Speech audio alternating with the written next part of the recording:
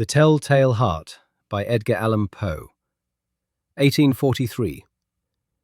Narration by LanternLeaf Audio. Timeless Tales by Lantern Light. True, nervous, very, very dreadfully nervous I had been, and am.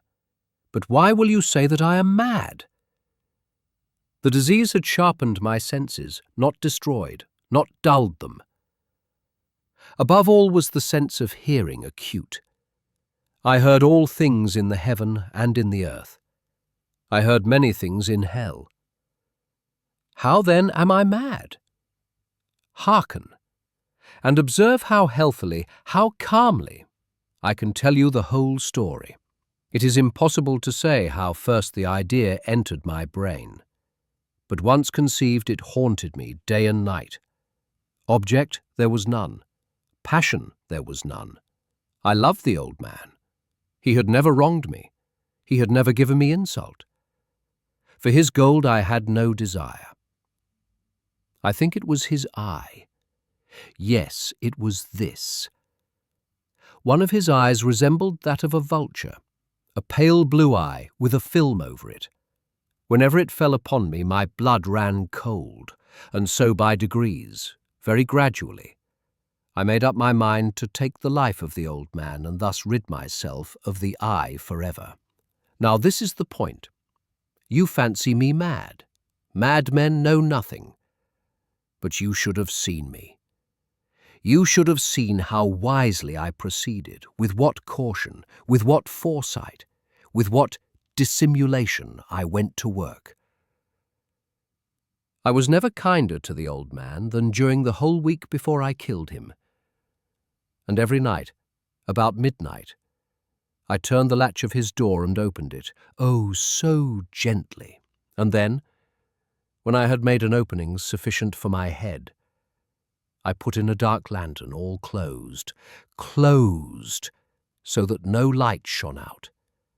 And then I thrust in my head. Oh, you would have laughed to see how cunningly I thrust it in.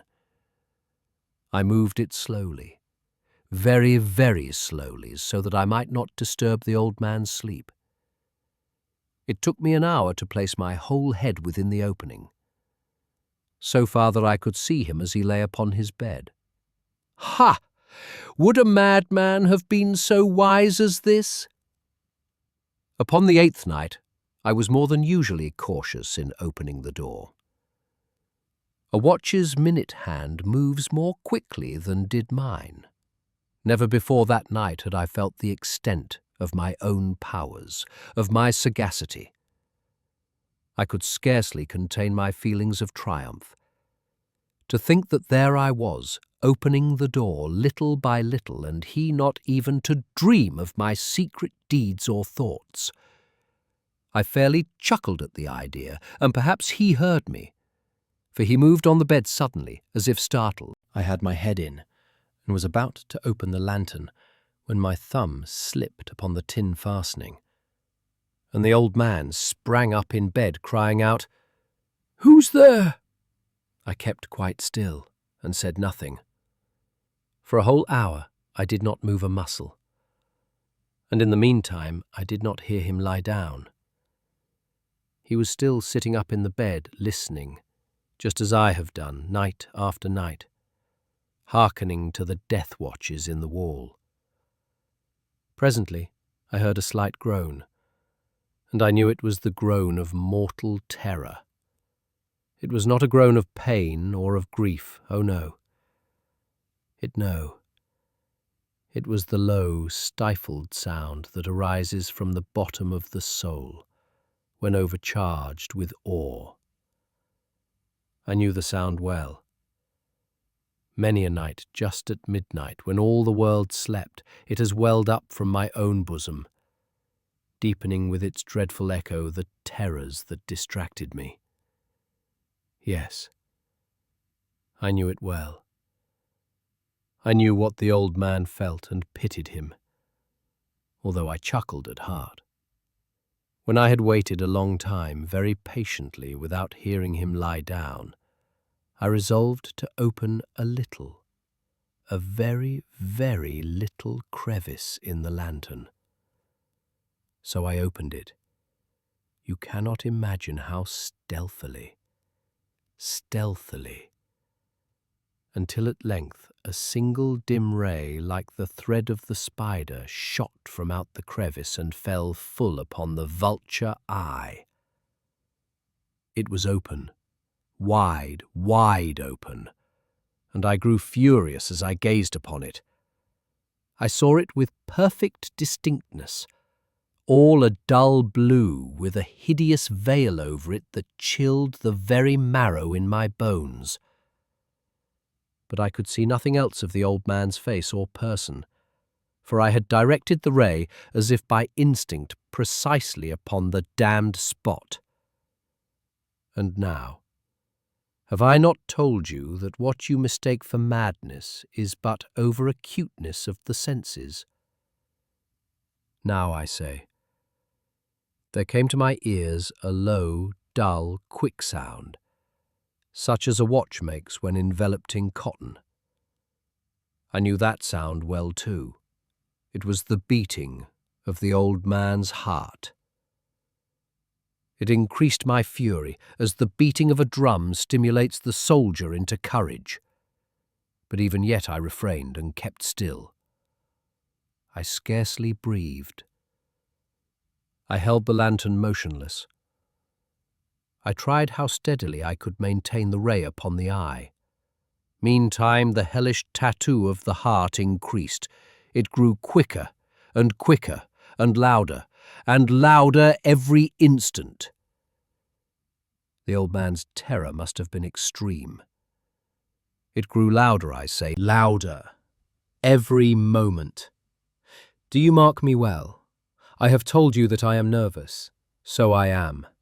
And now, at the dead hour of the night, amid the dreadful silence of that old house, so strange a noise as this excited me to uncontrollable terror. Yet, for some minutes longer, I refrained and stood still. But the beating grew louder. Louder! I thought the heart must burst. And now a new anxiety seized me. The sound would be heard by a neighbour. The old man's hour had come. With a loud yell, I threw open the lantern and leaped into the room. He shrieked once only. In an instant I dragged him to the floor and pulled the heavy bed over him.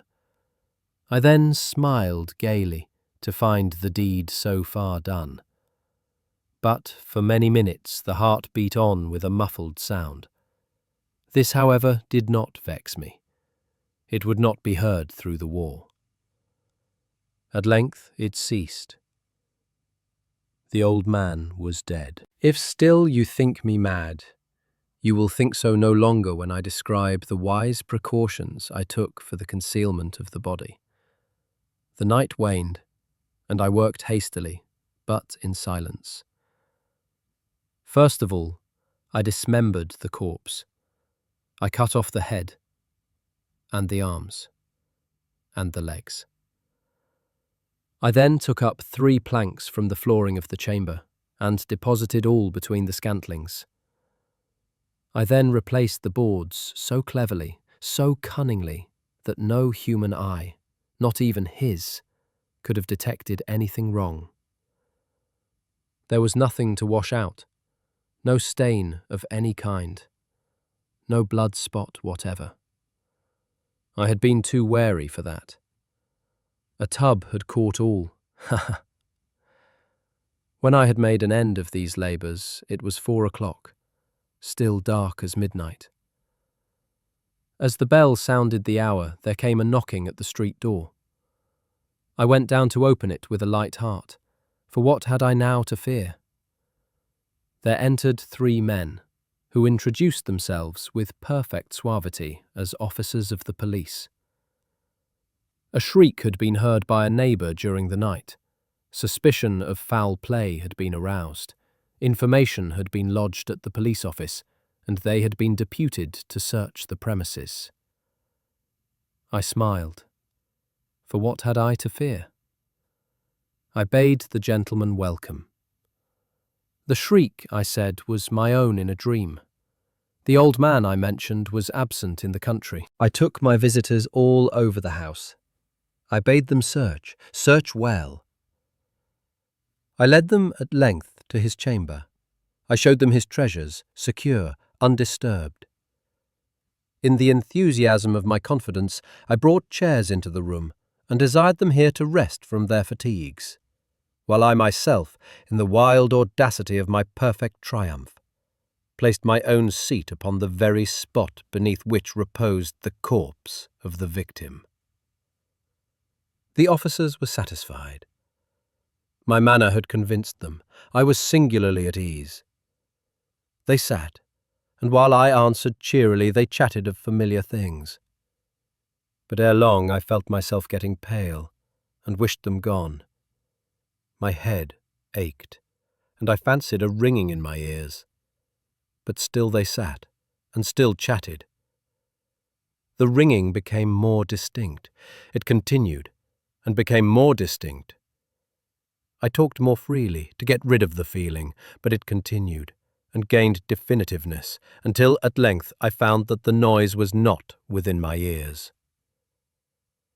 No doubt I now grew very pale, but I talked more fluently, and with a heightened voice. Yet the sound increased. And what could I do?